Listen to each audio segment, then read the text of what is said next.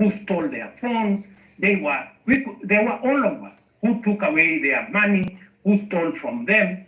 This is the balance we need to get. But let me tell you, ultimately, after I have said everything I have said, I am ultimately responsible because I am president. And that is why I said it was regrettable. It was unfortunate that we lost lives in this engagement.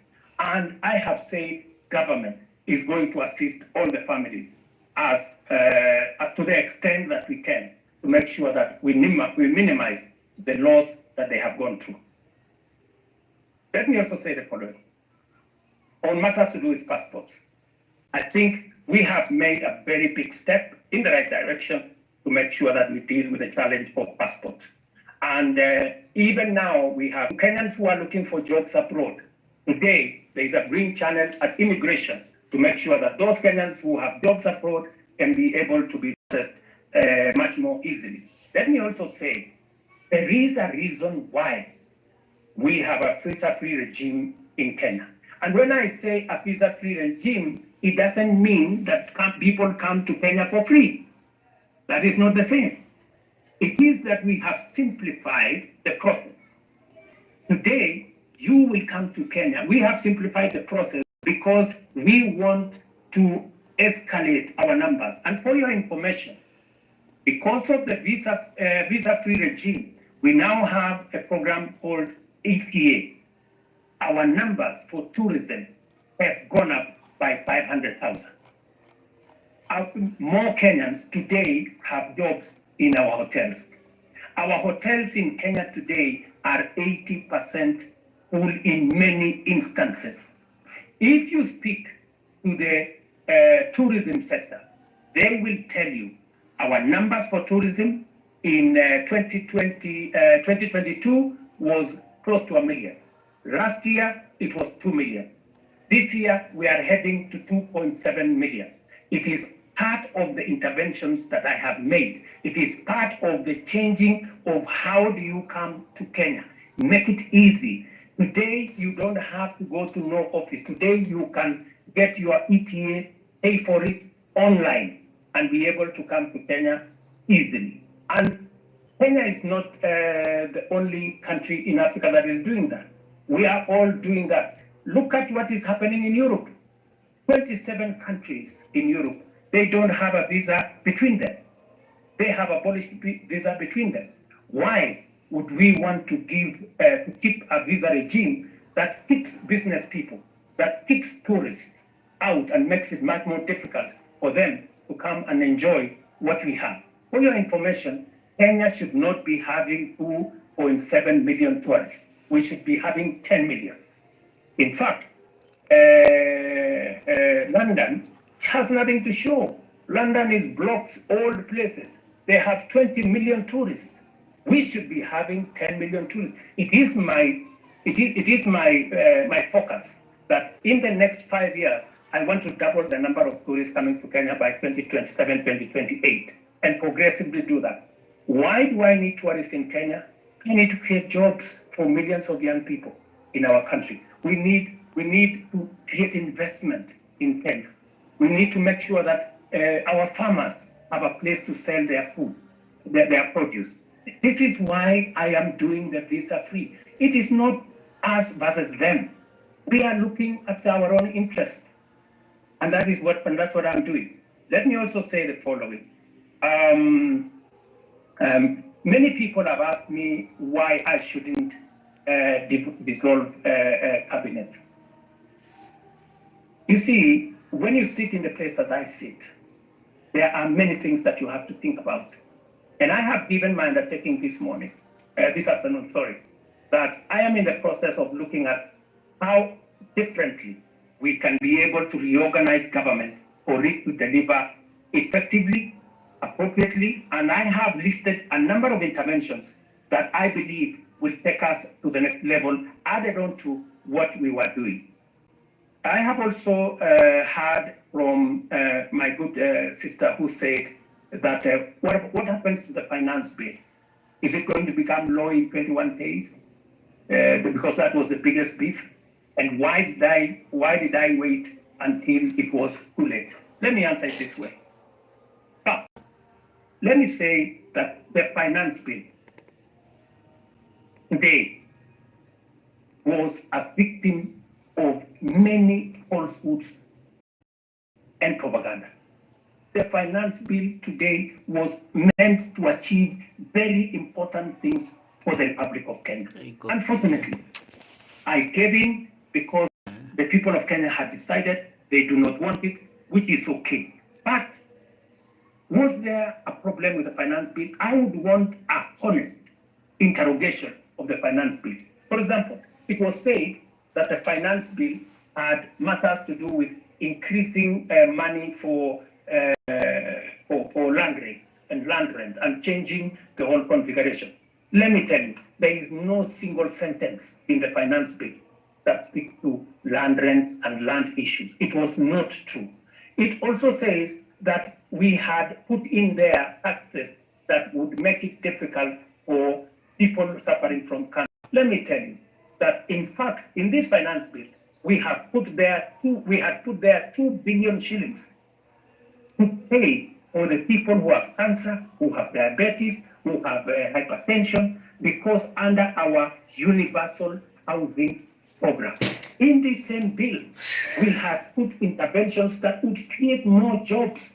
We had said, for example, we had said there is no need for us to import diapers, to import pampers, to import linker, to import furniture from all manner of places when there are enough factories in Kenya to manufacture these products.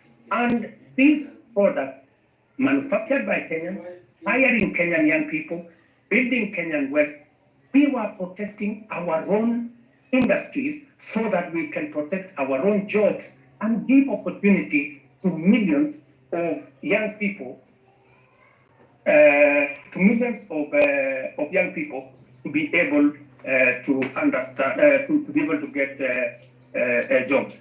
And also, let me just say this lastly, potatoes, good people. Is it right for us to import potatoes from Europe, or eggs, or onions? We had put duty on importation of potatoes so that farmers in Nyandarua, in Timau, in different parts of Kenya can sell their produce without competition from potatoes from elsewhere. These are some of the things that were in the finance bill. I admitted, which I do, that maybe we didn't do as much communication as we should have. And that is a regret that I have admitted. But I am willing, I am ready, I am here to listen. Let me not say more, let me do more listening. Well, Mr. President, sir, ni mzuri tuongee ukweli. Yes. There's one problem with you, Mr. President. Haunanga huruma. You are not empathetic. Nini kitu imekasisha watu wengi, Mr. President? Na hii shida yote ilianza ile time ya floods. Remember time ya floods? Watu walikuwa wanateseka. You never even said a word. A week later on, we saw you on a private plane to the US, carrying all sorts of people, unnecessary people to the US. Hapo ndo shida ikaanza. You never said a word. Ukirudi bado nyumbani, tukaanza mambo ya reject the finance bill, kanyamaza tu, ukaona tunaenda maandamano. You never said a word until watu wakaanza kuuliwa. That's when you decided to reject the finance bill. Mr. President, surely, mbona unanyamaza alafu unapenda uongo sana? Unaona tu vitu vinafanyika when it gets out of hand, alafu unaanza kuongea. Saizi kuna watu wanazika watoto wao saizi ndio tunaongea. Saizi hata kuna rafiki yangu saizi anazikwa saizi. Ni matanga, hii wiki imekuwa ni matanga sababu ya maandamano. But you're here thinking about the economy. You're not even sympathetic with the families. Uja mention hata jina mtu mmoja. Kuna swali pia niona umejibu. Sema about Rongai. You asked us, kila mtu kwa space wanatoka from different regions in Nairobi. Yeah. Rongai, people are killed. But the information you receive, unadhani that they tell you only one person was killed. Okay, that's a life too. They do not feed you. They don't feed you the actual information. So you are just weighing the deaths of people, the number of people. You just, like Kindiki was saying, people are not killed, was not aware, people are not abducted, you are just arrested. Some of us were arrested. And your excuse is that the police unit is an independent body. Surely, Mr. President. Watu wakanauliwa alafu unasema police unit is independent. Alafu wakati wanauliwa excuse unasema the economy is growing. How can this right now the country is mourning. Properties worth of billions were banned. You have not addressed that. All you think about is the foreign policy and yet the economic state. Oh, this is the guy who's speaking. The livelihood Osama. Of the common man. Surely, Mr. President, we need you to be with you. Be empathetic. Your government should be empathetic. You should stop this issue of police brutality. That's what we want right now. Personally, the police came to my house at 3 a.m. They broke into my house. They refused to identify themselves, and that was it. We are abducted. It was like kidnapping. Hii mambo mimi sikumbuki, nilikuwa nadhani mambo ya movie. Mr. President tulishikwa, tukapigwa. They even stole some stuff from our house. Imagine askari anakuja, ako na bunduki anaingia kwa nyumba, ako na mask. 12 of them with 12 cars arresting a single guy, an armed citizen. Alafu ukimwambia mbona anakuja kushika anakupiga. In the meantime bado anachukua vitu kwa nyumba yako. Unapelekwa place fulani hata ujinwa, not even a police station. When my friends were reporting the issue to the police station, they are not even aware. For my case, they even went to Parkland police station. That's where I was arrested. The OCPD told the guys, we know about this thing, but will not take any action. Meaning it was very criminal. The OCPD, Parkland police station, OCPD, deputy OCPD was very much aware what was going on. We were not booked in any single police station. We were taken a certain house. I think it was a safe house or something. I was blindfolded. Some guys were blindfolded for like 12 hours. Surely, Mr. President, are we in a terrorist country? We just want you to answer that. Okay, this one in this space. 6K. Thank you very much, my friend. I regret your situation. If that is the kind of treatment you have gone through, I apologize. And I will take action in this manner. No Kenya. And I made a commitment to the people of Kenya that if that is the kind of treatment you have gone through, I apologize. And I will take action in this manner. No Kenya. And I made a commitment to the people of Kenya that there will be no extrajudicial killing. There will be no River Yala. There will be no, we used to have 20, 30 bodies in River Yala. When I came into office, I said nothing of that is ever going to happen. And I want to promise the people of Kenya that will not happen under my watch. However, I have had the kind of horror you have gone through. That is not right. What I will do after this engagement, I would like, I don't know, in a very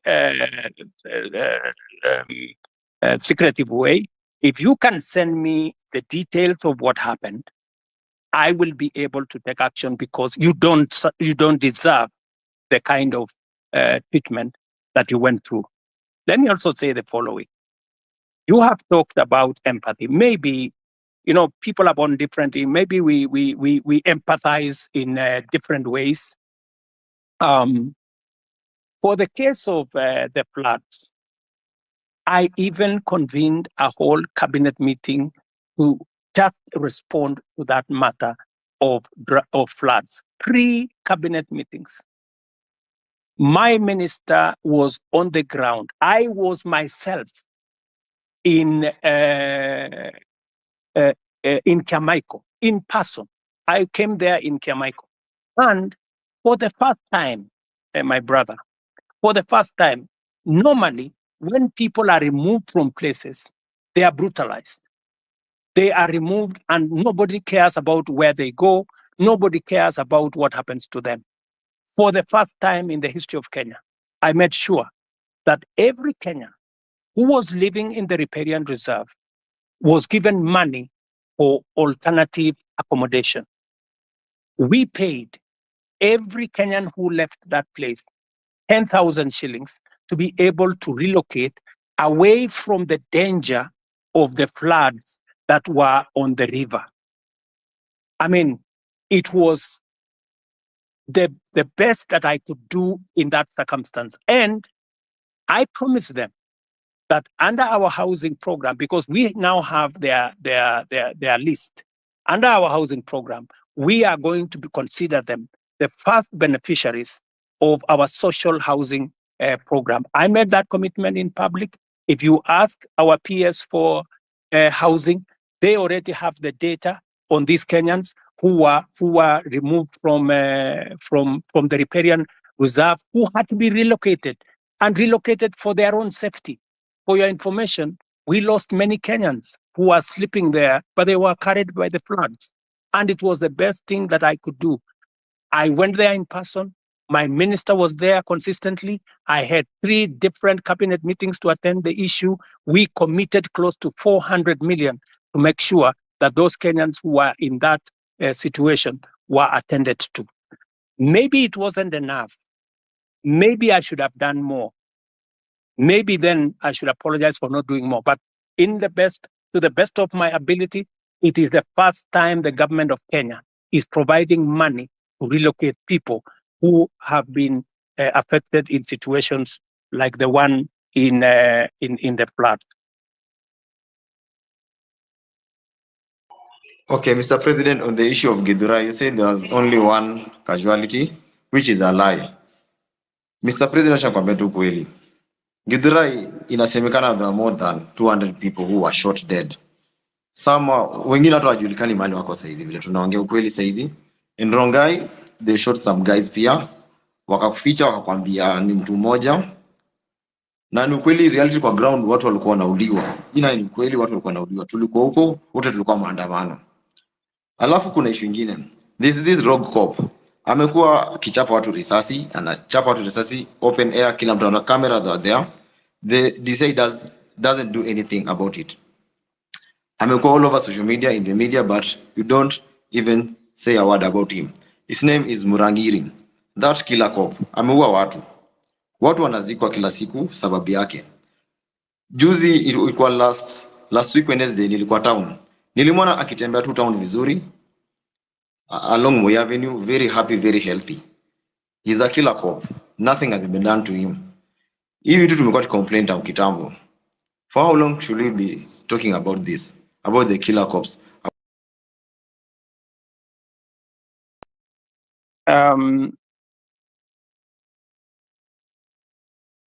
Sorry. You can go ahead, Mr. President. My good brother, you know, it is good to be brutally honest. And I will not, as president, or even as a Kenyan, ever say anything that is not factual, especially on a very serious matter of people losing lives. Are you saying 200 people were killed in Githurai? Really? I mean, my friend, I mean, where are can the family step forward? People who are saying our members of our family are missing. They went to Mandamano or they went to picket and they did not come back. 200 people is not a joke, my friend. So I really want to plead with you. I am sorry to tell you, you have wrong numbers. I'm sorry to tell you that. It is Mr. not President, possible. we even have the names. It's all over social media. Hata saizi mnaweza post, mnaweza soma hizo What about majina. social media? I want to offer We you. have the names. I want to Even offer the you. faces. We have the tomorrow, faces and the I names. want to offer you to bring the names and family members of the people who are saying their loved ones are not there. Don't even take them anywhere. Bring them to State House. Them family members who are saying, I have lost so and so. My fellow, a member of my family was there on Monday last week. He went to Mandamano and he didn't come back. And where possibly are the bodies? You know. So I mean, really, my good friend, it is just good to be. You know, we are dealing with a very serious issue. Please let us not use information that is not verified. It just helps to create a situation that is not correct. Mr. President, I have another question too. Kindiki yesterday. Otero, tupatie wengine nafasi, at least you're a co-host. Ya mwisho alafu nimuulize alafu ni ad mwingine. Mr. President, jana Kindiki alisema guys were being arrested, not abducted. When a guy is arrested, it means the area police station or the area OCS or CPD is aware. When I was arrested, Parkland's deputy OCPD was not aware. Meaning these abductions are very illegal. Right? Let me say the following on matters of abduction. You know, first, let us agree first that the era of extrajudicial killing is no longer with us. There is a new problem called abduction. And it is something that I am going to exercise my mind on because the police have clear rules of how to arrest citizens if they have to arrest citizens. There is a clearly stipulated procedure on how that is done. And if anything is done outside the procedure, then it is illegal and it is punishable. So when the police arrest somebody, they must declare to that person that they are policemen, they are arresting this person for this and that and that and that, and they take him to a place that is known. So that is a matter that I will take up and I will deal with it. Okay. Thank you, Mr. President. Otero, tuko na wewe bado utauliza maswali, naona umeanza wewe ni Otero, so unaamua vile utafanya, but patia watu wengine chance. We'll take three. Can you add Wakili Saruni? We'll take three people, three at a time faster. We have, I'll bring in Alai, followed by Edith, followed by Gray, and then you can give Wakili after that 4. So again, Hussein, I really don't think Alai should speak because his comments will be biased. This space is basically about what we are going through in the street. Alai doesn't know about it. In short, Alai amekuwa kiongea mbaya kwa hii story ya maandamano. I really don't think Alai can speak for himself. We can't limit anybody from speaking. Everybody has the freedom to speak here. No, Alai is very bad. So thank you. Let's have it. Great Maral can speak, but Alai, no, he hasn't been against this. Thank you. Otero, I've been an advocate of freedoms for a very long time, especially when we don't agree. So I would ask you to learn that lesson that you should listen to people, especially when they don't agree with you. And that's what the president is trying to do here. We don't agree with him, and that's why we want him to listen to us, and he agreed to come to the space. And moving forward, I really want to tell the president that, Mr. President, you know that your success is our success, and we really want you to succeed. The problem is that I don't know if you really want yourself to succeed as a president of Kenya. Because from the moment you got to be the president, there are things you did which I think just sabotage your presidency.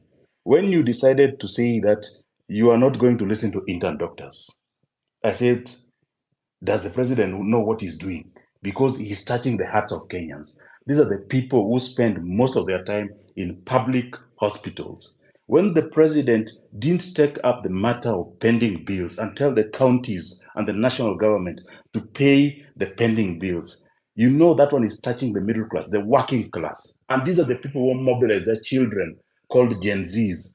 And they came out and said no. When you removed Linda Jamii, when we interfered with Edu Afia, when when we saw your friends and very close associates working with bands of money, 10, 20 million in churches, Mr. President, I think you sabotage your own presidency. And that's why I ask myself that the president really tells us that he means well for the country. But is he really meaning well for himself? Because unless somebody else is the president who is doing all these things, the second and last question, because I don't want to spend more time, I'm an elected official in Nairobi, Mr. President, is the issue of Nairobi on-source revenue, which we have asked, we have investigated, we have been taken around. Mara, it was KRA which is collecting that money. We have taken to the office of the president. Finally, we were told that it's being collected in State House by some agency. We can't get, I'm the vice chairman of ICT in Nairobi City County Assembly. But nobody knows who is collecting revenue for Nairobi City County, Mr. President. It really saddens me, because if that revenue was collected in a transparent and verifiable manner, then you know, Mr. President, some of these bills would be taken up by the counties and it will not come to you in the national government so as to pay those bills, Mr. President. Those are the only questions which I had. Thank you. Thank you, Alai. Edith? Yeah, thank you for the chance to ask a question. Edith, Hello. are you with us? Can you hear me? Yes, I can hear you. Can you hear me? Okay, let's go to Gray if Edith is not responding. Hello, hello, hello. All right, thank you so much. Hello. Hussein, this is Grayson. Hussein, can you hear me? Oteru unanisikia?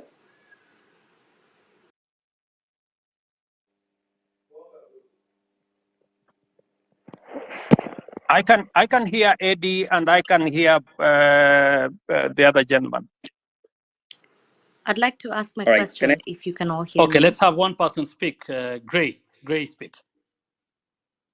All right, thank you so much, Hussein. Edith, I'm sorry.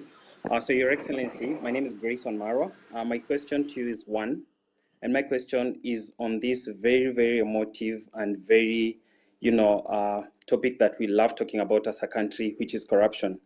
I know you stand on corruption. You have spoken about it many times. You don't condone corruption. You don't want corruption to happen in your government. But then I want to point out something. Recently, there was a scandal, with the fertilizer, and the CS was, impeached, or a motion was tabled in the National Assembly by a member of parliament for him to be impeached. But what happened later is that, the same members of parliament from your political party, the UDO party, went ahead and saved this particular cabinet secretary. What does that speak, to your stand regarding corruption? Do you support corruption on one hand, but on the other hand, because he is your CS, these are your members of parliament, they go ahead and flop that motion that was supposed to impeach this particular cabinet secretary? My last question, as a young person, there is a challenge of jobs in this country. But a month ago or so, in the day list, there was a freeze that the public service is not hiring anymore. What are you trying to tell young people? Yet you say each and every day you want to ensure that we give jobs to these young people who go to school but don't have jobs out here. People are, forced to do things that they shouldn't be doing, and they went through the education system. If I can get a response to those two issues, I'd really appreciate it. Thank you.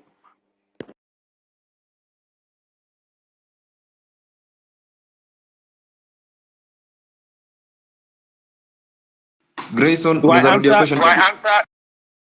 Do I answer those, or I thought we said we take three people? Can we take maybe Eddie? Eddie was somewhere. There is a lady called Eddie was somewhere or something.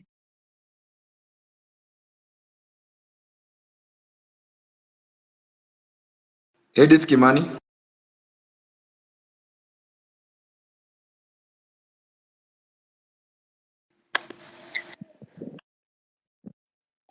Otero, from my end, I see she's a listener. Maybe you can add her to speak from what I'm able to see on my end. Okay.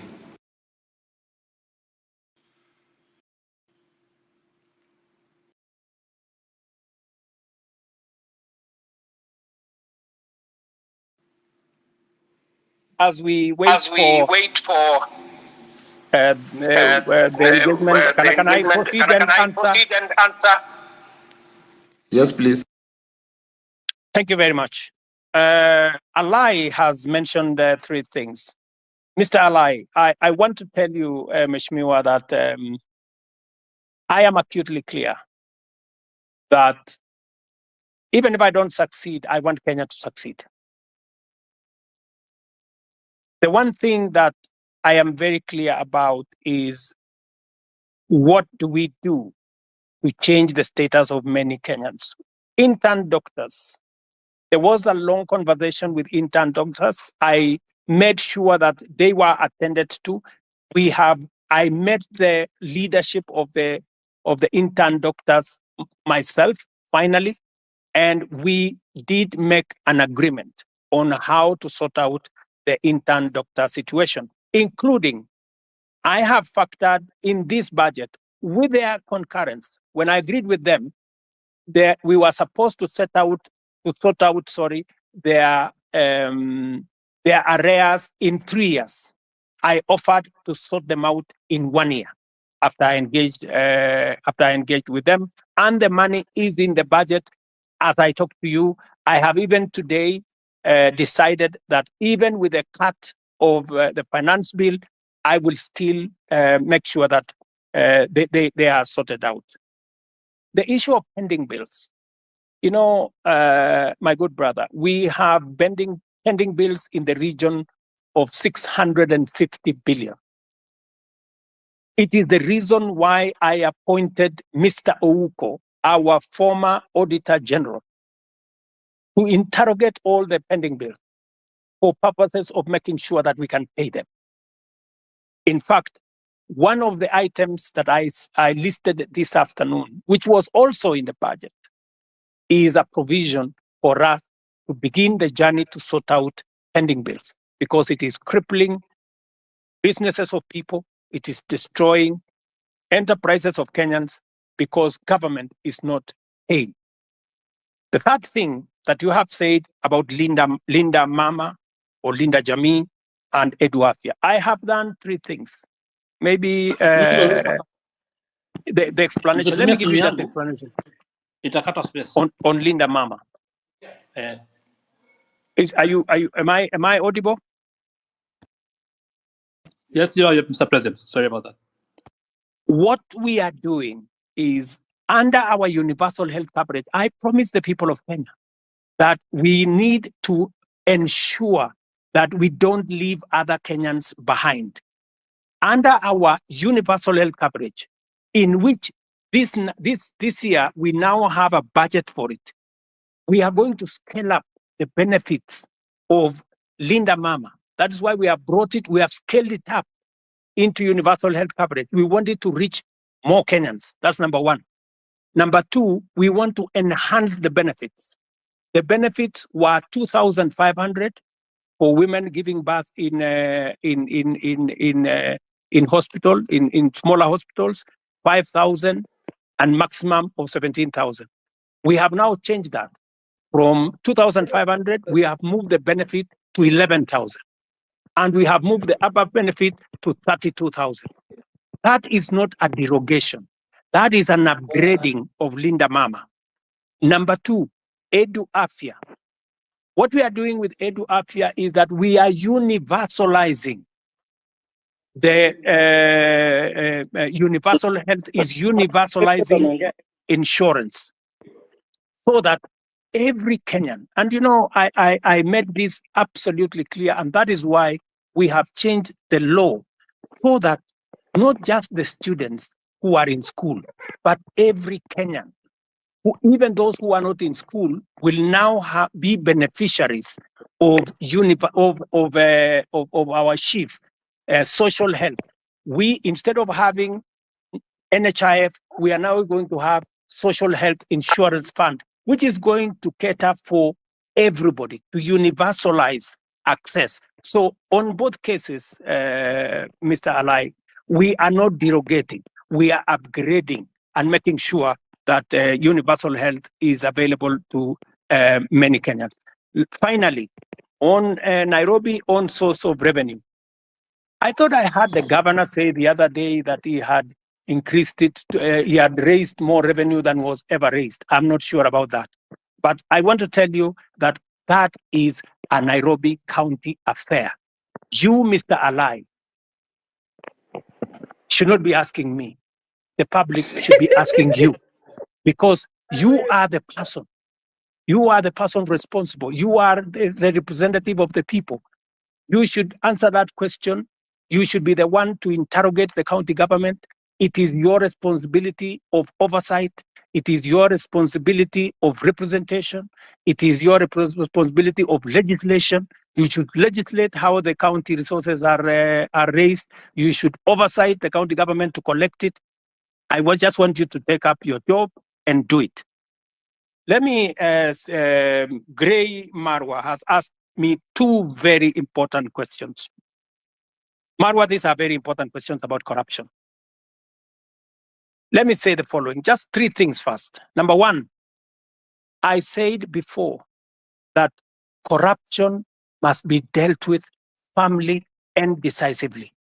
And that is why my act number one in office, the two acts that I did in office when I came into office was number one, to make sure that I give financial autonomy to the police so that they can pursue corruption to the extent possible, and that they don't have to come back to me, and nobody in my office will control the police in as to who they want to prosecute. That's number one. And I signed, and the budget of the police is run by the IG at the moment, and they are free to go after everybody. That's number one. Number two, I made sure that the judges that had been denied the opportunity to serve and to empower our judiciary, I signed them, and I made sure that they have been gazetted and they went to work.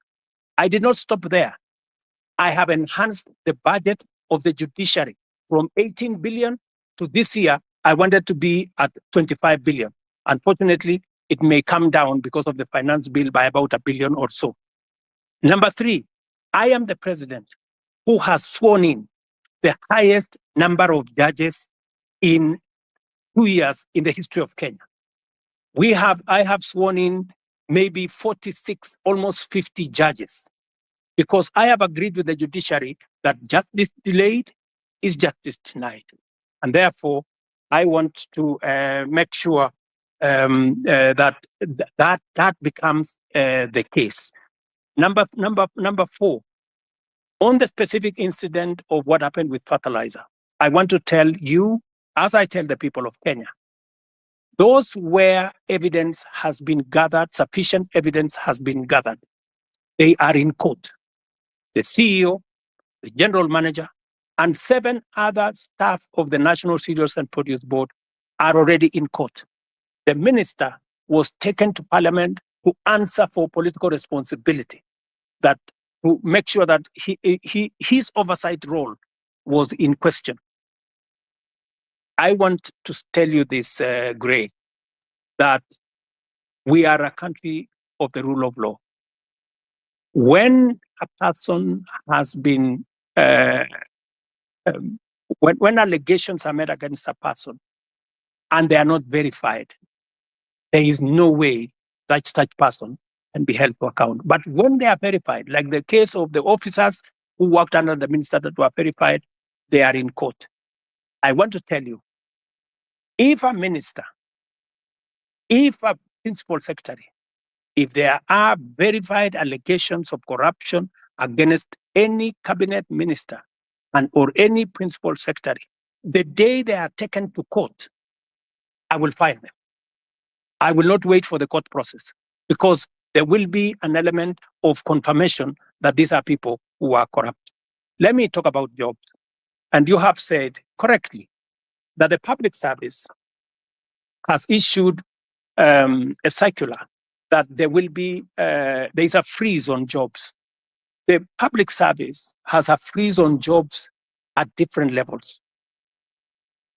People who are employed at entry level, and the space around jobs is huge. Government can only hire a very small fraction.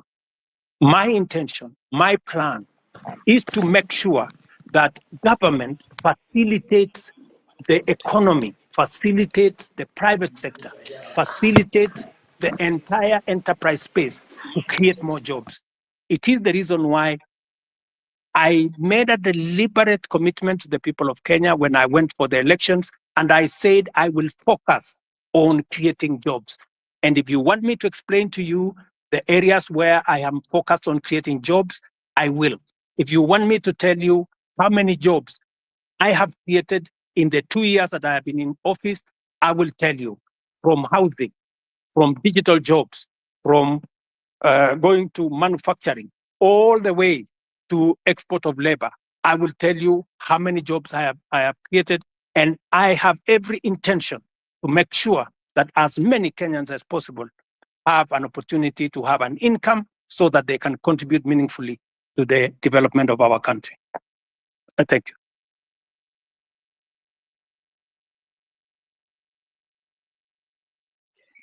Killing, you can speak. Thank you very much for this chance to maybe ask some few questions to the president. I'll be very brief. I only have 3 questions to make. One, Mr. President, is that like most of the people have said, is that your government is full of lies because of one. I want to put it clear that when Finance Bill 2023 was passed, we believe that the revenue that was going to be collected during that period were going to be used for development.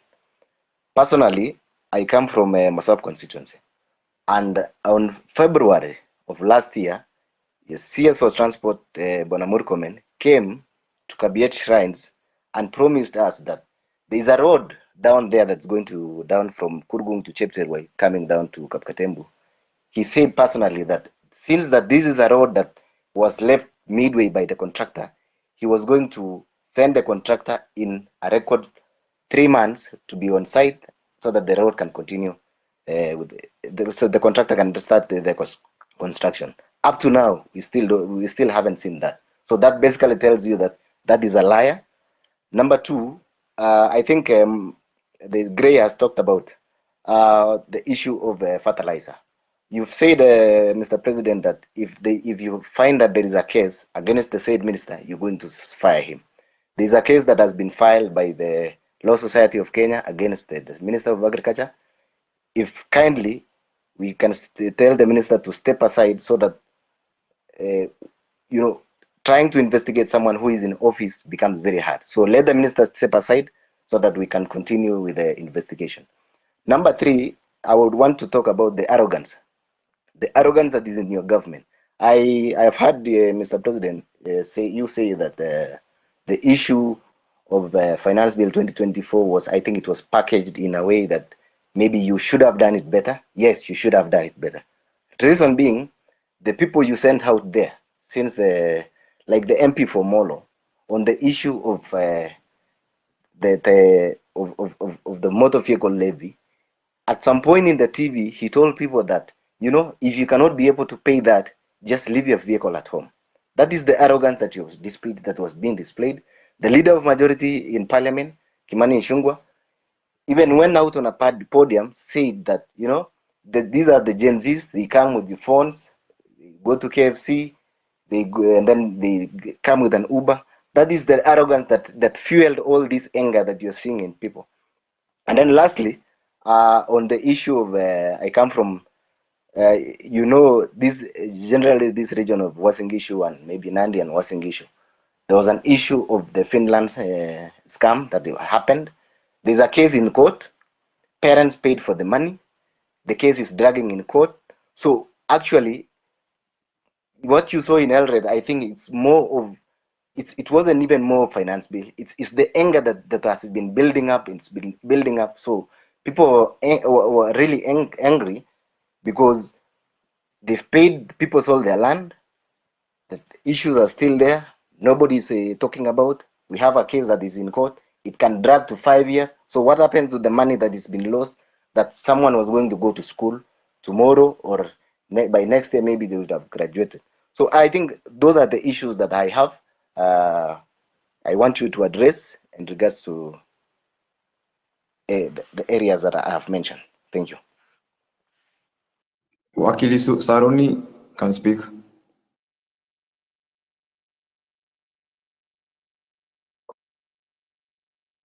Wakili. Thank you very much, Your Excellency, for this opportunity to address you, and thank you very much, the host, Hussein and Osama. My name is Jesse Saruni, or rather Wakili Saruni. I am the president of University Students in Kenya, KUSO. And Your Excellency, I have a few concerns. But first, allow me to give you a background of why, in my opinion, I feel comrades were very disturbed about the finance bill. Your Excellency, if you look at the finance bill 2023-2024, it introduced housing levy at around 3%, which was to be redeemable. However, during public participation, the people, most of the people, including comrades, said that we can start at 1.5%. But without communication, the parliament went ahead and reviewed and made it to be 1.5%, but they removed the clause that allowed people to redeem the savings after they retire. Your Excellency, I would wish to hear from you whether it can be reverted so that this can be redeemable. But as I continue, Your Excellency, I was part of your team during the campaign, and one of the things that we were saying during the campaign, because I actively campaigned using the Kenya Kwanza manifesto, was the 30% of appointments of youth in different positions, and including a youth advisor to the cabinet. However, Your Excellency, currently we have an advisor to the cabinet on women affairs, but we do not have an advisor to the cabinet on youth affairs. I was concerned whether this was deliberately left out, or I was just a little bit concerned with that. Your Excellency, another key concern that affects comrades, around 6,000 graduates went through diploma in law, and this is in regard to career progression. So they did their diploma in law, and they proceeded to do their degree in law. Your Excellency, before 2014, everyone who did their diploma and did their degree in law were able to proceed to the Kenya School of Law for the ATP Advocates Training Program.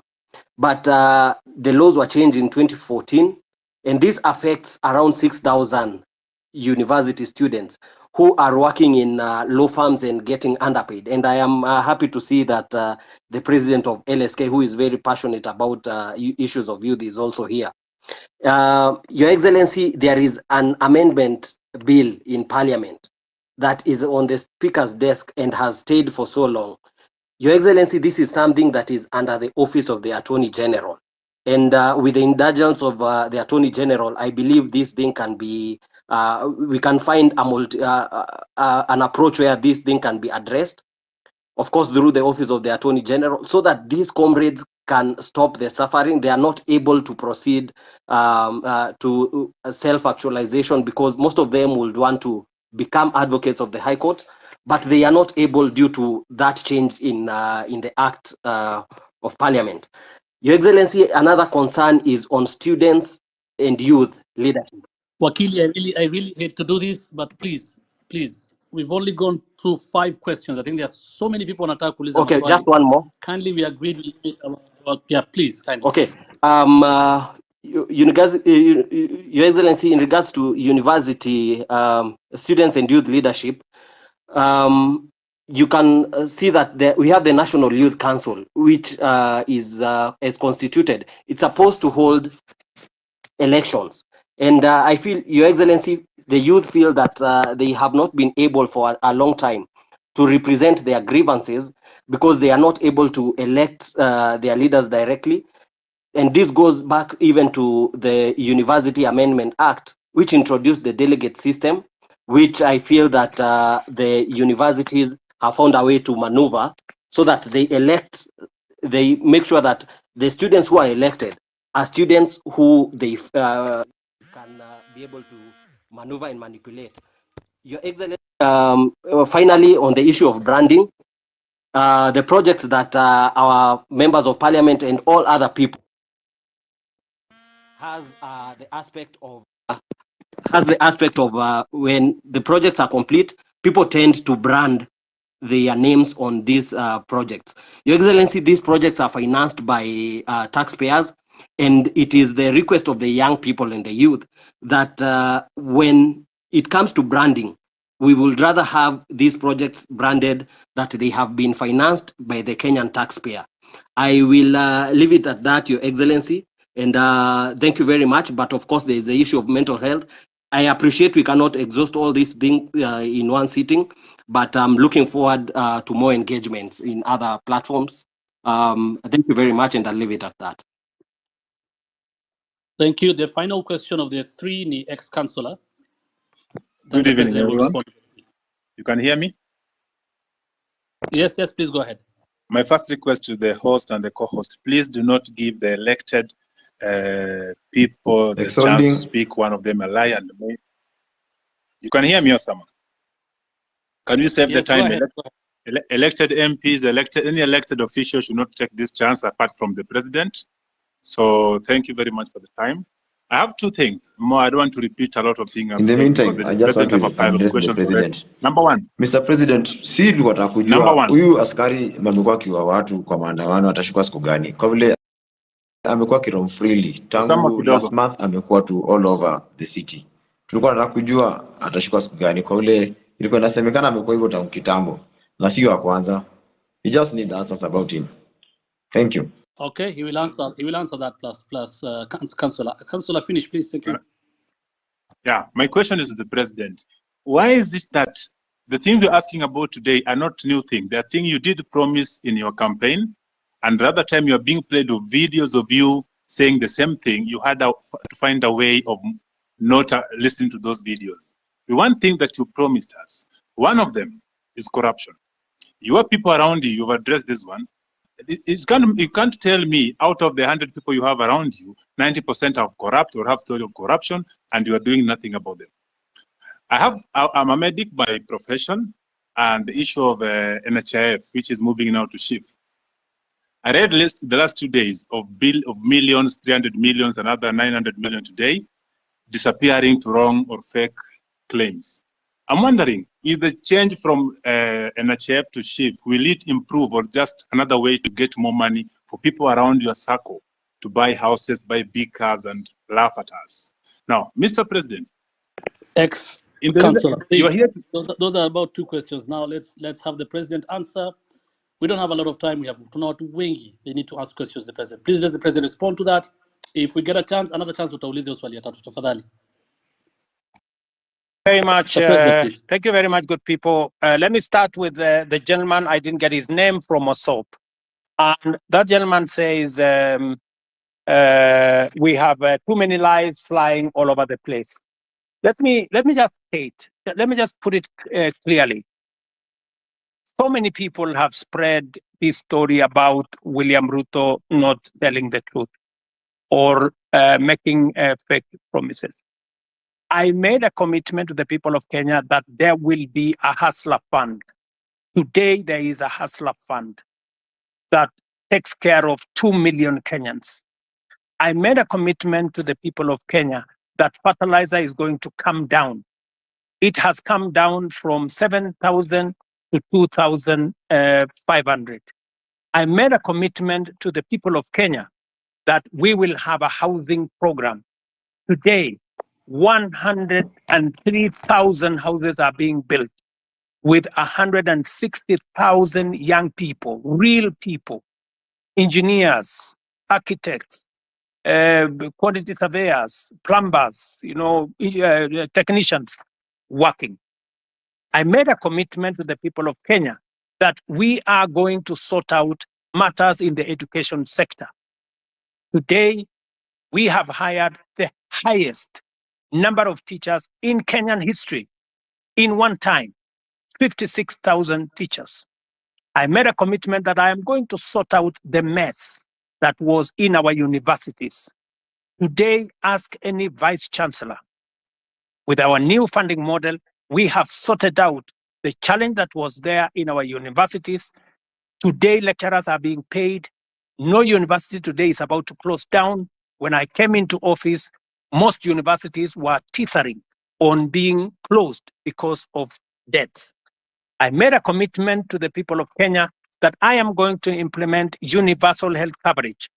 Today, as I talk to you, we have 100,000 community health promoters in every village in Kenya that I pay, that I have equipped to begin the journey towards universal health coverage. As I talk to you today, there are 4 pieces of legislation that we have implemented, that we have enacted to actualize universal health coverage. I can go on, and I can tell you, every commitment that I made, I said I am going to appoint the judges that were not there, I did. I said I'm going to operationalize the fund for the police, independent police, I did. I said I am going to enhance the budget of the judiciary, I did. You know, when people want to conveniently say a few things that propagate a certain narrative, it is easy. But let me leave that there.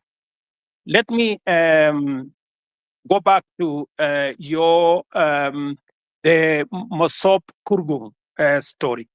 I want to tell you, my good brother, we have stalled roads in Kenya. In fact, the budget, the debt we have on roads is 910 billion. Because we rolled out a program that we didn't have money to do. It is what is troubling me now. It is why many people are asking me, why are you outside the country? I went to China, for example, and I got 40 billion shillings to do at least 8 roads that were stalled. I have come back from the US, and we have had a consultation, and we are getting money to be able to roll out some of our roads, courtesy of concessional funding from the World Bank. I have had conversations with the president of Germany, and they are giving us money under the same program for us to be able to meet some of our programs. I want to tell my good friend from Osop that we are focused on these areas. These roads did not stall yesterday. These roads have stalled for a while. We are figuring out how to make sure that we deal with that situation. And my apologies that maybe the minister did not keep his word, and I'm going to remind him. Let me do the following. On fertilizer, I want to agree with you on this subject of fertilizer first. Let me say this. Fertilizer has made a very big difference in Kenya. Because of our program on fertilizer, we have managed to increase our food productivity. For example, on maize alone, from 44 million bags to 67 million bags last year. This year, we are going to pay the highest bonus ever in Kenyan history for our tea. In fact, our tea production, because of the support we gave KTDA, has increased from last year. It was 180 billion shillings that we collected from our tea. This year, it's going up to 210 billion. On coffee, the average payment of coffee last year was in the region of 70-80. As I talk to you now, because we supported our tea farmers, the average payment for our coffee is in the region of between 100, 120, in some very good cases, 129 shillings per kilo. The whole array of what we have done with fertilizer is phenomenal.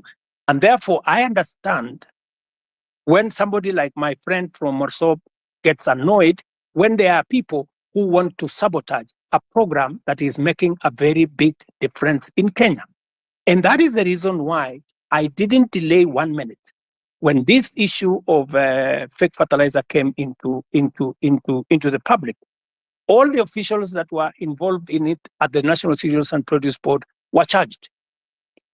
When the minister is when there is evidence gathered enough for the minister to be held to account, I want to promise you that I will fire him, and any other minister for that matter, if there is sufficient evidence to hold anybody accountable. Arrogance. I agree with you that not everybody understands communication. Let me tell you, my good friend from Mosop, the day you become a public speaker, you will know how easy it is to make a mistake in the public. Sometimes you say things that you did not mean, but it comes out very badly.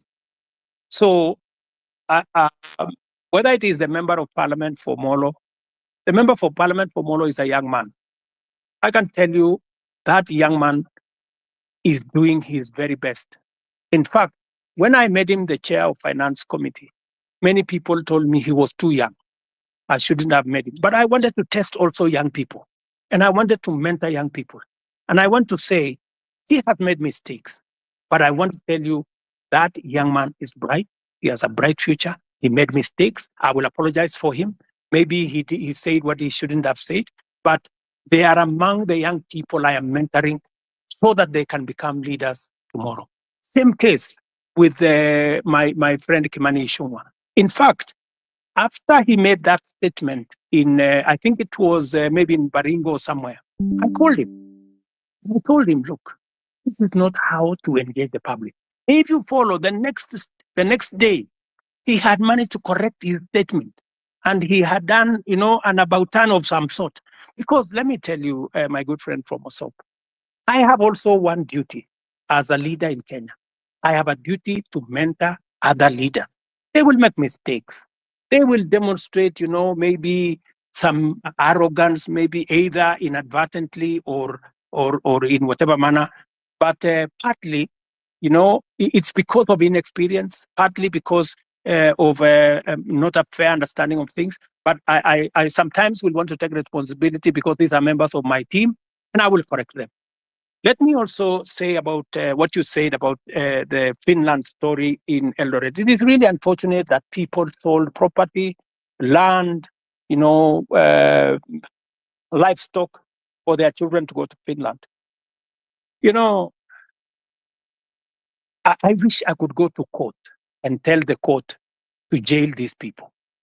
Unfortunately, there's something called rule of law. There's something called due process. If these people had not been arrested, if nothing had not been done about it, then I would think that there would be a matter. But these are people who have been arrested. They are, as I talk to you, presently in court. They are being taken through due process. And I am very confident that if they are guilty, the law is going to deal with them. Let me go to Saruni, Wakili. You said about the 1.5. It is true. There was a proposal of 3%. The public told us that we do not want a levy. If you want, collect a tax, reduce it to 1.5. So both reduction to 1.5 and changing to a tax was actually coming from public participation. This is what the public said. If the public are going to make a different suggestion going forward, we will respect what the public will have said going into the future. Am I still audible? Are you there? Yes, yes. Yes, Okay. yes, Let me say this. I agree with you, my friend, that I said that I would have an advisor in my office for young people. But maybe I did something different. I gave many young people. If you go to parliament, if you look at the leader of Senate, if you look at the leader of many committees in parliament, I made young people. If you look at my deputy controller of State House, these are young people. I decided to have more more principal secretaries. If you look at the profile of my principal secretaries, you have people in their 30s, many of them serving in substantive positions. In fact, many people were asking me whether these girls, some of them look like they are, or these boys, whether they can be principal secretaries. And I am very proud of them. They are doing a wonderful job. But that is something I will consider, Saruni, that as a way of keeping a promise, I think that is something I need to consider. And thank you very much for your feedback. Let me also say on the matter of the law that is bringing problems to 6,000 diploma law students who, because of a law in 2014. I will take it up with the AG. Ordinarily, you know, professional organizations like the legal fraternity are normally regulated by professional bodies like the LSK and all the others. If we get a recommendation from the LSK to the Attorney General, I will be able to facilitate and make sure that we don't enfranchise 6,000 people in Kenya who have undergone training and who need to practice law in the way they want to do. I agree with you that there has been a problem with the Kenya Youth Council. We need to deal with it. And I have told Ababu Namwamba, my minister for young people, to look at whether we have the right forum. You know, the problem with the Youth Council, it has always looked like it is a government agency. We want to make sure that it doesn't look like a government corporation or a government agency. We want it to be a young people's organization in a way that government influence and government intervention is limited, so that the young people can speak for themselves. I would welcome ideas, Saruni, from university leadership on how we can make the Youth Council better, more democratic, and more representative of the young people. I couldn't agree with you more on this branding issue. I see faces of people all over the place on government projects that have been done. I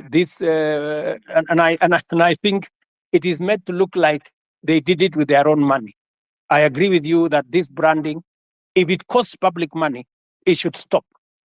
And it is feedback that I am going to take in to see to it that no public money is used to paint people's photos on government projects. Let me answer ex-councillor. I'm told he's ex-councillor, but he's also a doctor. This is good. I didn't know that an ex-councillor, a doctor can be an ex-councillor, but that is good.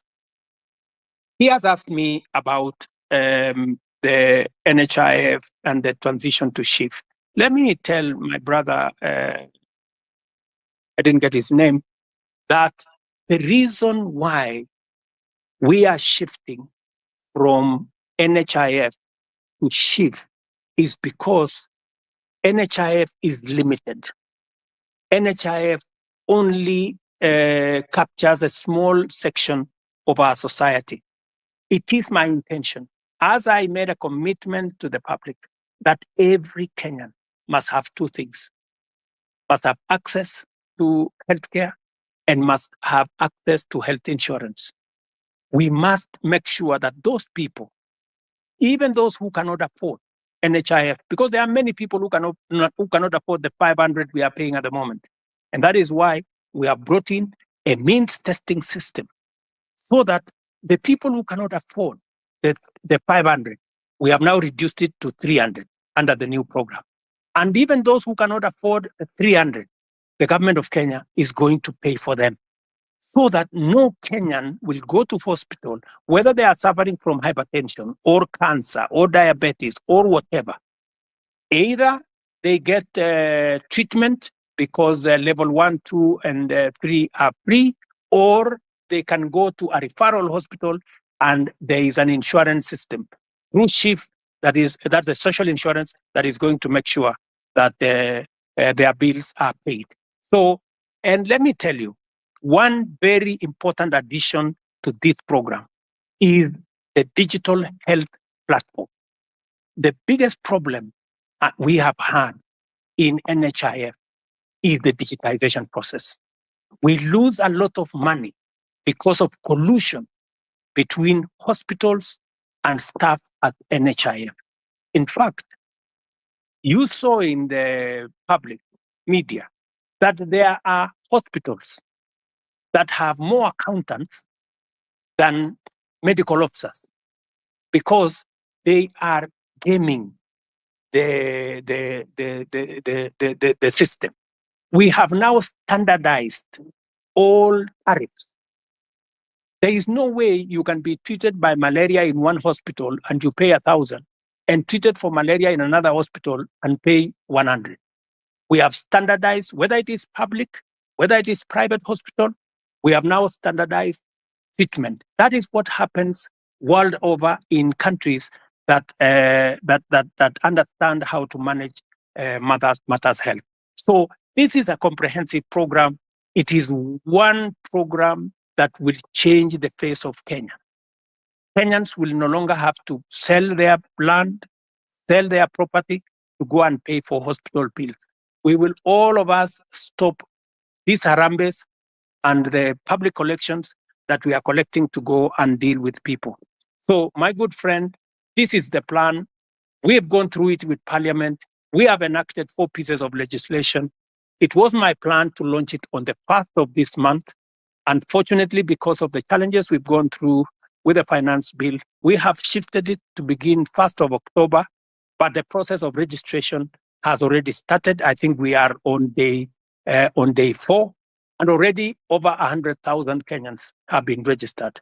So, and I want to encourage all Kenyans to register so that we can be able to plan for our health together as the people of Kenya. And we can even plan for our health commodities, and we can be able to secure everybody from matters illness. Thank you very much. Not finish my questions. So as I continue, I know, but my main point was corruption, whether it's an HIF or chief. I told you 300 million paid to fake claims, around 9 million today, early in the morning. Will this stop in the new system? Is that since you came into power now 2 years ago, the only thing you keep mentioning is the price of unga going down and the housing project, which we do know very well will not be occupied with the common mwananchi like me. So do you have another project that you can always tell us? The things you promise, a lot of things, from police killings, that things are happening. Which one are you going to address other than the 2 of price of unga and housing? Now, in the police thing, there's somebody, as someone has told you, you have not addressed, someone was asking, there's a police that killed somebody, is believed to have killed the first Rex, the first death of the protests. Still roaming. Yesterday, the other day, was seen in a video shooting directly to a crowd. I didn't see the end of the bullets. I cannot tell the crowd to a wall. What is happening to this? When are these people getting arrested? What is the CI doing about them? Why is it that the nobodies are getting arrested, arraigned in court in very few days, but then the big boys are just sitting somewhere eating our taxes? What are you doing about them? What is your direction to address this issue? Thank you. So, and also, if you notice something in the pattern, there are the last Mandamano, the recent one that was full of goons. How come the first four, there were no this violence? But then there is the last one with coffin in town and police entertaining these people dropping the coffin from the lorry, as well as seen packing them back in the lorry in the evening. It's clear that somebody was behind this and the police could not touch the very people that were doing this. But when it was another person with a phone and a bottle of water, they get shot, they get tear gassed. What is happening? Why do you speak A and do C? What instruction are you giving to the police? Yesterday I saw that you are praising the police for having done a good job professionally. Well, people died. What are we praising here? What Kenya are we looking at? So can we just match the word with the action? We've been talking too much. We see you on TV every day. Now we're on space. When are we getting to see action? Let me give space for other people. Thank you.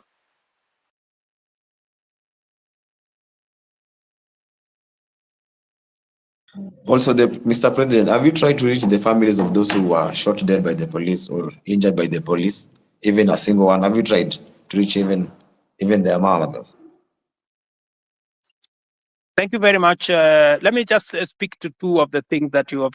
Yes, I have tried to reach out to Kennedy Onyango's mother, Jessica Onyango, and in fact, I am scheduled to engage with them. I have already sent a message, and they were not available, but they know that I have been looking for them, and I will be speaking to them shortly. On the matter of this rogue police officer that you say is roaming, that is something that I would want to get exact details of who this is, and I can tell you that we will apprehend him and deal with him in accordance with the law. But let me answer also what my We'll friend. send you video and pictures. Pardon? Pardon? If you're having a difficult locating the police, we have videos and pictures of them. Okay. So that should be easy. Please forward the picture and photos to me, to Hussein, my spokesman here, and also I would appreciate if you can send it to also my inbox if you can, or if you can send it to the Independent Police Oversight Authority. We will deal with it. But let me also respond to you about matters corruption. I want to promise you that part of the pushback we had on implementing our universal health coverage is because of corruption. Very many corrupt people who are gaming NHIF were against what we were doing. That is why they went to every court available, trying to sabotage this program, because they know that they will be out of business once we roll out this program, because there will be no room for them to hide. It is also the reason why, my good friend, I am digitizing government services, because I want to reduce the interaction between Kenyans and officers who sometimes ask for bribes left, right, and center. I want Kenyans to access public service from the comfort of their offices or their phones or their homes. But let me speak to the subject of corruption in that matter. Number one, we will operate a digital system through and through, whether it is with KEMSA, we are digitizing KEMSA, we are digitizing commodity distribution, we are digitizing matters to do with the all health hospitals. In fact, the program that is going on now, we have grouped hospitals into PCNs, where we are grouping a number of hospitals into one PCN in every sub-county, so that we can identify where these hospitals are, and we are working with the counties. I know you have said that the only thing I talk about is unga and housing. Let me also tell you, the whole housing plan is not just about houses, my brother. It is about real people, real jobs. Jobs in our industries that manufacture cement, jobs in our industries that manufacture steel, jobs in our industries that manufacture clinker, jobs, engineers, architects, accountants, HR managers, and many people who are working in that ecosystem. And beyond that, let me also tell you, my manifesto is a 5-year manifesto. What what I am doing now is a cut. There will be an exam in 5 years. And I will tell you, when I do the exam in 5 years, you will see the results.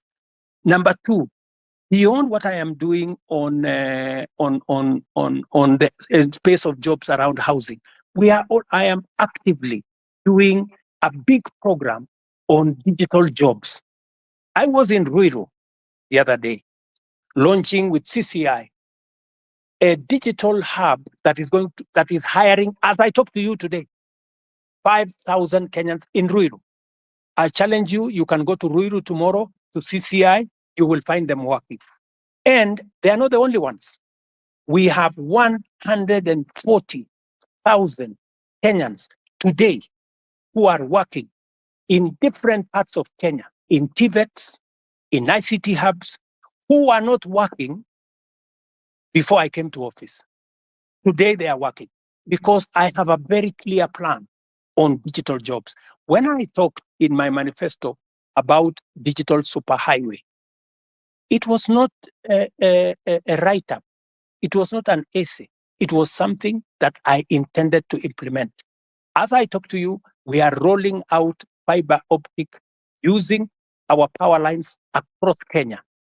And in this year's budget, I had set money to work with the constituencies, with members of parliament, to make sure that there is an ICT hub in every ward in Kenya, where young people in ordinary places in every ward can have access to the internet, to computers, and to make sure that these young people are trained and they can have access to a digital platform where they can work.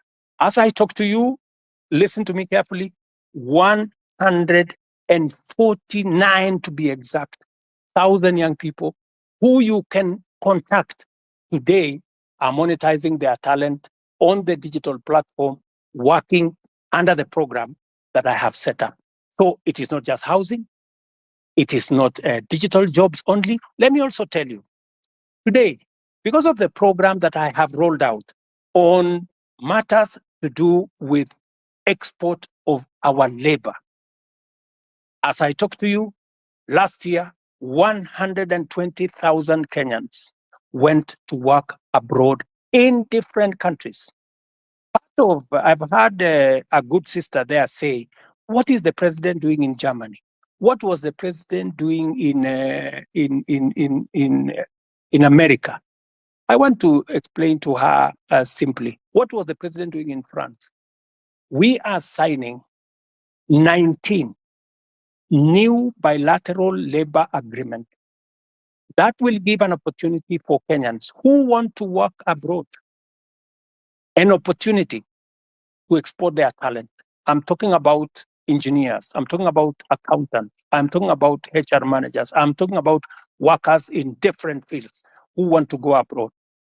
And I have now begun the process of professionalizing over the last 2 years that whole ecosystem of labor and export of labor out of Kenya. That is why we are seeing an increment, not just in jobs, domestic workers, I don't know, drivers, I don't know what. We are, the reason why we are negotiating new bilateral agreements is that we want to go beyond those workers at that level.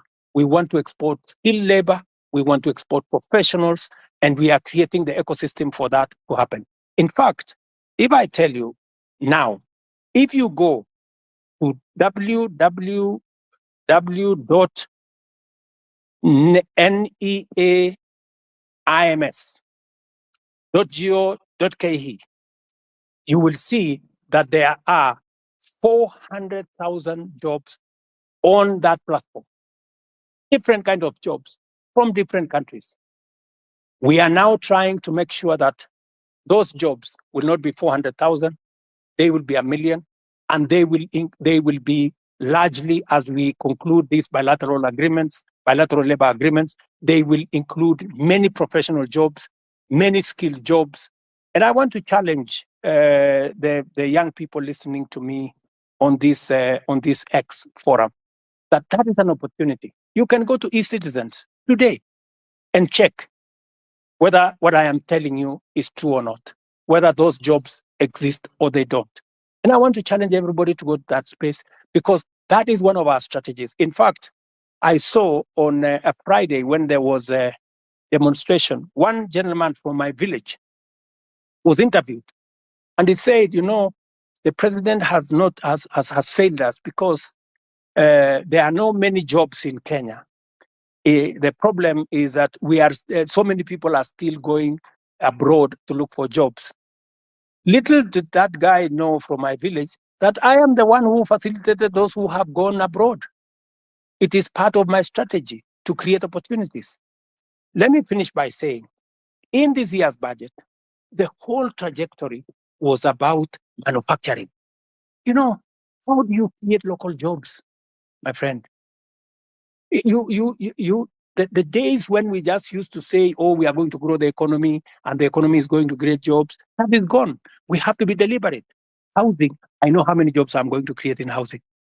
Digital jobs, I know how many jobs I'm going to create. Export of labor, I know how many jobs I'm going to create. Now, what I had done in this year's budget is to put a mechanism where we promote our own manufacturing, local manufacturing, using local materials, hiring local labor and local professionals, and creating local wealth. there is absolutely absolutely no way we are going to grow jobs in Kenya by making Kenya a supermarket for other countries, by making Kenya an importer of everything.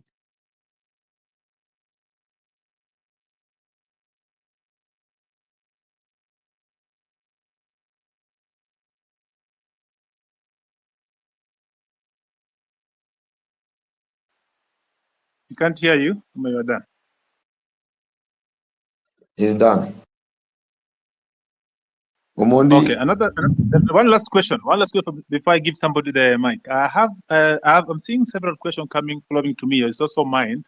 I'm made to understand there's a bill on your table about the IBC reconstitution. I'm wondering how long should this be, or rather, question would be, was it a deliberate not to assign the bill so that when your people, the people that are guiding you, people that cannot listen to us, when you want to try to send them home, we cannot because there's no IBC commission that's in place. So what is about IBC? Because personally, I come from Nyanza, and my home MP is at Tandi. But if I was coming from Nairobi or somewhere and surrounding, the MPs that really need to go home, and the law that there is no IBC to be able to do this.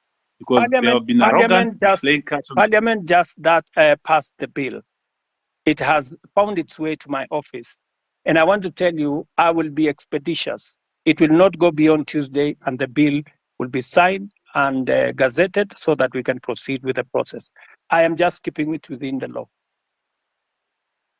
Thank you. Thank you.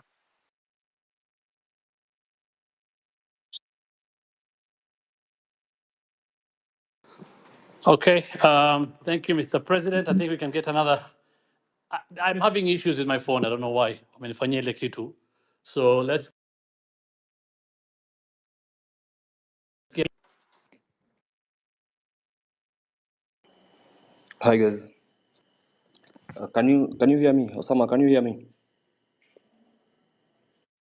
Yes, we can hear you, Mila. So Proceed. mine is not. Guys have said all the things that guys would have to say. Mine is Mr. President. Probably, I think I should address you as Baba Charlene. Probably you will get where I'm coming from. And can I have your name if you don't mind? Do you mind saying your name? But if you don't want, it's okay. My name is Mila. Mila. Okay, Mila. So on the eve of the guys who are protesting to the parliament, I'm a photographer and that's what I do. And the guy who was shot, he was shot right in front of me. And it's something that has been living with me in my head since that day. And it really pisses me off. Like, I'm really pissed off. Like, the day you address the nation on that Tuesday, no one was remorseful. Like there was no, like, it's like, I don't know. It's just like life doesn't matter to you guys in the government. Okay, I'll give you that. Later you came and apologized, but still, people in your government walk to TV stations. It's like life don't matter. And that thing, it has been disturbing me because I saw the boy being killed. Even if you go back, you can go check Larry Madowo videos.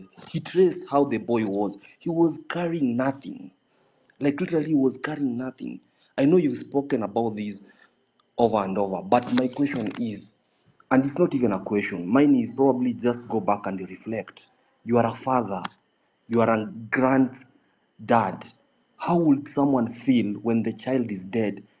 I bet from where I stand, none of your government officials have even visited the families or reached out to the families from where I stand. Probably you guys just go back and reflect.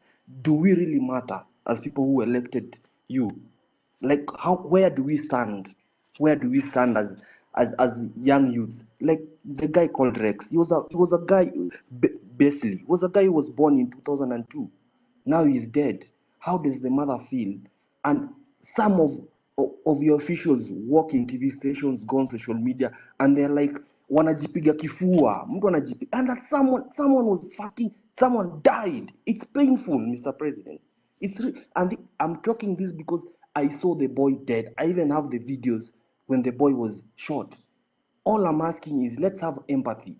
Someone just reaching out, huh? And to the families. That's all I'm saying. Guys, go back and reflect and just have empathy. and then this thing of guys kujipiga kifua, it doesn't make sense. Someone like Nyamu, like, why is he even there? That's all I have to say.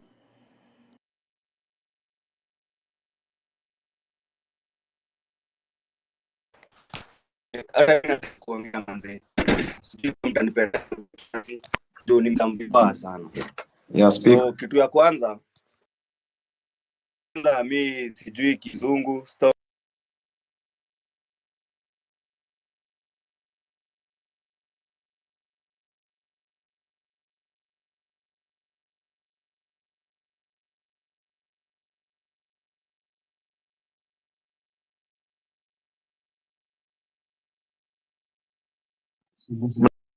Unasikia? Hello? Sorry, we lost you, Speaking. my friend. Tulikupoteza hapo kidogo, hatukusikia. Sorry. You can I speak?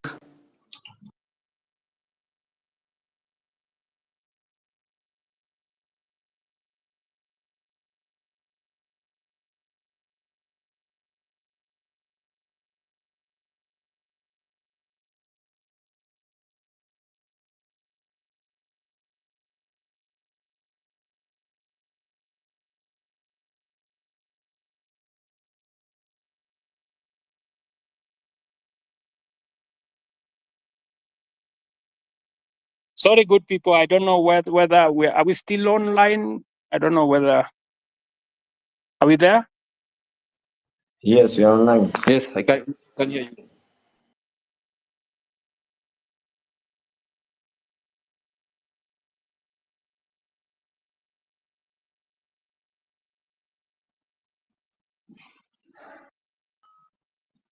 Can we go on?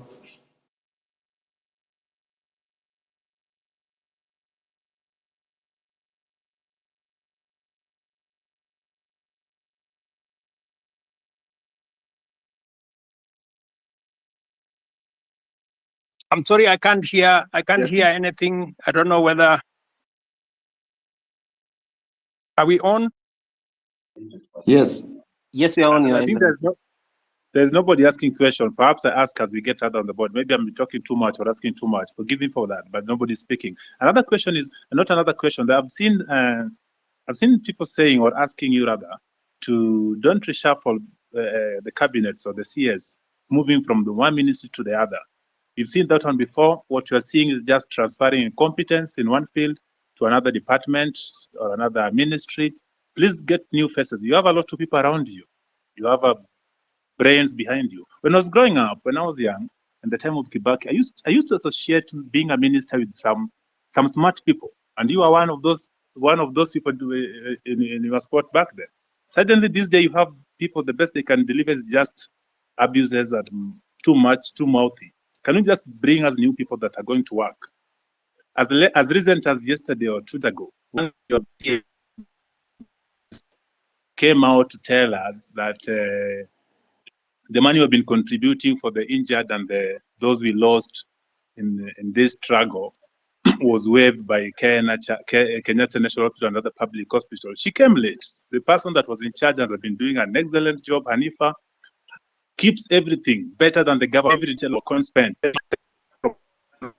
telling us ABC has done by her. That give us transparency, not these are the people that just keep saying. Okay, let me. Mila made a very passionate and I think correct analysis of what happened, especially of Kennedy, who died in Rongai, and I believe that he is right. You know that's really a very regrettable situation, and I apologize on behalf of every official who should have done something about that situation. I have explained that the boy who died in Rongai was actually shot by one of the criminals who actually snatched the gun from the police. That criminal was, however, shot by the police because if the police did not shoot him, then he would have caused more deaths more Kenyans, because these are reckless people.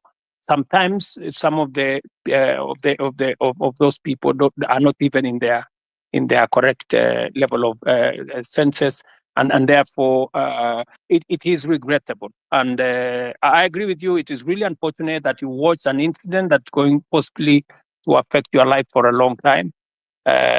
Sorry about that. And I know you have made reference to me as a father, which is true. I have 4 Gen Zs in my home, and I promise you, they take me to task, on some of these things, and I have to do a lot of explaining some of the time. And this is just the same way I'm explaining to you guys here. I agree that some of our officials are arrogant. Some of them, speak out of turn, and some of them display, obnoxious opulence, if I may say that, which does not just anger the public.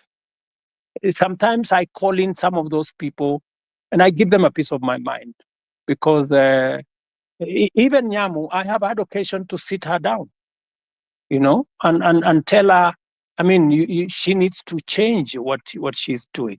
And when you are in my position, you are also a father figure. Some of these young people, they get excited about many things, and sometimes they do the wrong things.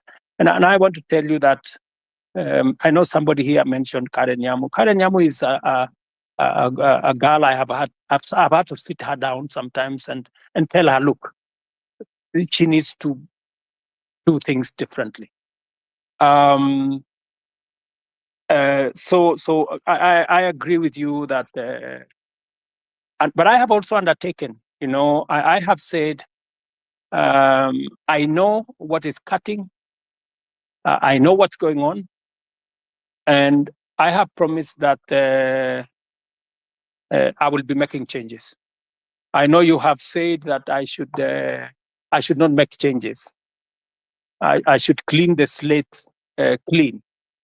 But you see, you don't have the job I have, and there are many things that I have to do to be able to get things done. And it's quite something. But I have had you, and I have had the many Kenyans who have talked on this platform, and I'm very happy that we are having this conversation on X.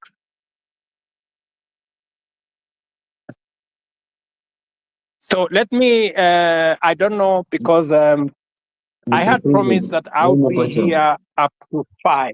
I think it is now 5:15. And I have another assignment with our Olympics team that are coming to. I have a bunch of wonderful Kenyans who are going to represent us in Paris. They are sitting somewhere outside my office. And with a lot of respect, I want to say to all the people who have asked me the very important questions, very Mr. difficult President, questions. I have a final remark before you go. It's Kioti speaking here. Okay. Okay, Mr. President, before you continue, I'm Marvin Mabonga. I come from Kimilili constituency in Bungoma County. So, Mr. President, before you go, I want to let you know that in your cabinet, currently we are having so many incompetent cabinet secretaries. For instance, let me give you an example of your friend, Kipchumba Murkomen. Kipchumba Murkomen did law. He has never been in any law firm in this country. He has never won any case. But currently, he's heading the Ministry for Road and Transport. My question is, between, like, where is the conjunction between the Ministry of Transport and a lawyer? In that department, you should be putting there a person who has done even civil engineering, who knows so much about construction. Lastly, the the Minister for Agriculture. That person, he even doesn't have a bachelor's. We all know this information. We have the government's website and we Google, we see this information. So, Mr. President, if you are going to give us those people who are incompetent, we need to make sure then that we are totally our doomed. farmers You know, when we elected you as the president, their produce. normally they This is say why you set I a bring thief them to this catch a appeal. thief. It is not But this time us round, versus them. when we elected you, We are Mr. looking President, that you at can our own help us now catch those And people that who is are what, corrupt that's in what this I'm doing. nation, Let me also you're say just there laughing with them. Look at Oscar Sudi. He's flaunting with 20 million in a bag in a public forum. I'm even told that there is one of the cabinet minister who was caught in Dubai with 20 million cash, and you actually came through him, so he wasn't taken to a court somewhere or arrested. You know that, Mr. President. Personally, where I sit, I want to pay my rent by 10th. But because I finished campus, I don't have any job anywhere. I'm just here in the city seated. I will not be able to pay that rent because you promised to give us the jobs. But when we elected you, you are now telling us that in the next 1 year, we are not going to employ the youth. Mr. President, do you think that one is not a lie? Lastly, the other day you said, when you were questioned about the boy who was shot, you didn't know whether he was alive or dead. But now you know that the person who shot that boy is not the police officer. Mr. President, do you think that is a reality? That one is not a reality. I'm very angered person because every time we get to those public offices, we are treated like trash. And that's why the other day I was even on the forefront. You can watch the videos. I was on the forefront in those protests to demand for my right. And now here, Mr. President, you are just taking us through the corners. You are not even going straight to the point. Kindly go straight to the point. When you are asked about the person who is corrupt, you say, this person is corrupt, he has been working with millions of money. Tell us Omanga bought 60 with 50 million a vehicle which is flaunting now on social media. Apart from that, tell us that this fertilizer was fake, even as much as it was dropped from 7,000 to 2,000, it is full of soil. So why are we playing games with the public money, with the money that our mothers and fathers are going through sweat to get it, Mr. President? Wherever we are not happy.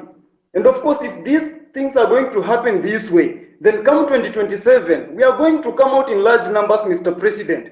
We'll take votes and we'll take those people home, including you. If at all you are not going to fight for our own rights as your people in this nation.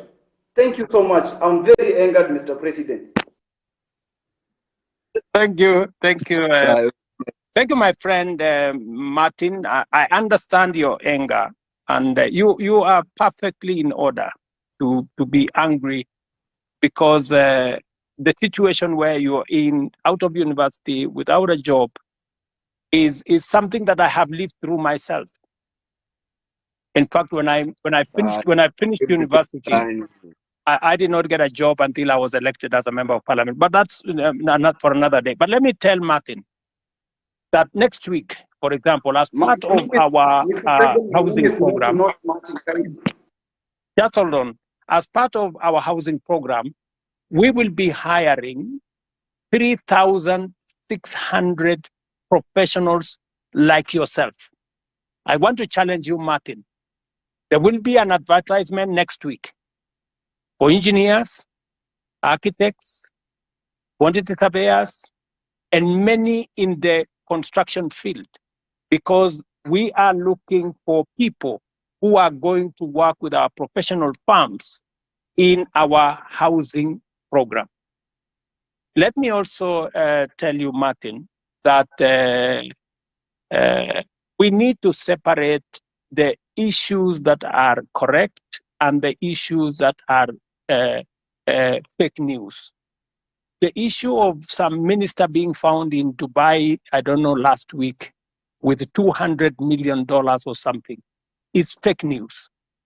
That is not true. On matters to do with people you have mentioned were in different areas, today I am here as a scientist, right? And many other people are doing many things from fields they did not necessarily train in, because at a certain level, it is a management issue. It is a leadership issue. It is an issue about leading an organization. So I have heard you on some of the incompetent people you have said, some of the corrupt people you have said. I have listened to you. But let me say this to the public. Of the fertilizer that we supply to the Kenyan public, almost 6 million bags, 20,000 bags were the ones with a challenge. We isolated the 20,000 bags. It is not even 1% of the fertilizer that we supplied to the Kenyan public. I do not want an impression to be created as though the fertilizer we supply to the people of Kenya in millions had any challenge. And when we detected a problem with the 20,000, we not only recalled the ones that had not been sold, but we made sure that our Nini is on Google Map. Acha kujifanya. I made sure that any farmer who had used fertilizer that was not correct was compensated. They were given an extra bag of fertilizer for them so that they don't end up in losses. I have heard you, Martin, as I have heard all the good people here. But let me say this in closing. This feedback is very close, bado mi sijaongea, Please, bado can I mi also sijaongea. have an opportunity to speak, Mr. President, before you finish? Acha kwanza niongee we if you Janet. can be Kitu ya kwanza if you can be nilikuwa nataka brief, kusema. so that Yes. Yeah, I am brief. I am talking in Kiswahili ndio uelewe haraka haraka. ndio. Kitu ya kwanza Order, guys.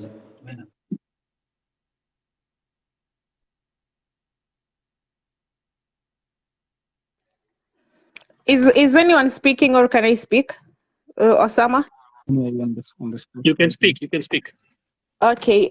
First of all, good evening, Mr. President and Good everyone evening. here. Good evening, my dear. Okay. So my name is Jeanette Brenda, and I don't have any questions because I feel like the people have asked questions before, umewapeleka around and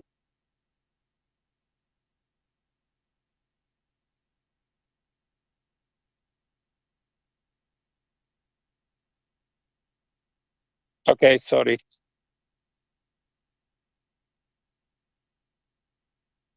Sorry, Jeanette, I can't hear you. I'm sorry.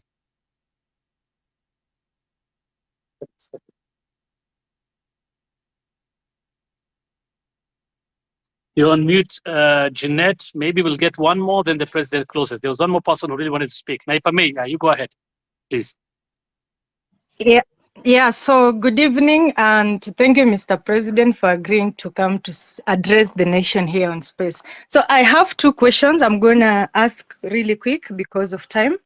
The first question is that, Mr. President, the rules of carbon credit were being developed by the Ministry of Environment, but as youth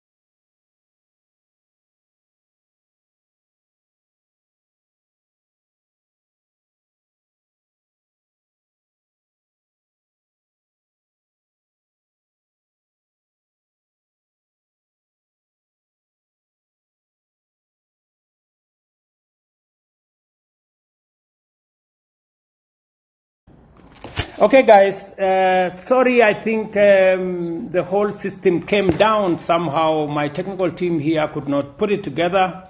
But let me say this by way of closing. I'm sorry that Jeanette improved our whole space about carbon markets and about carbon credit and what else we need to do. Let me conclude this by saying the following. I am immensely grateful for the feedback, immense feedback I have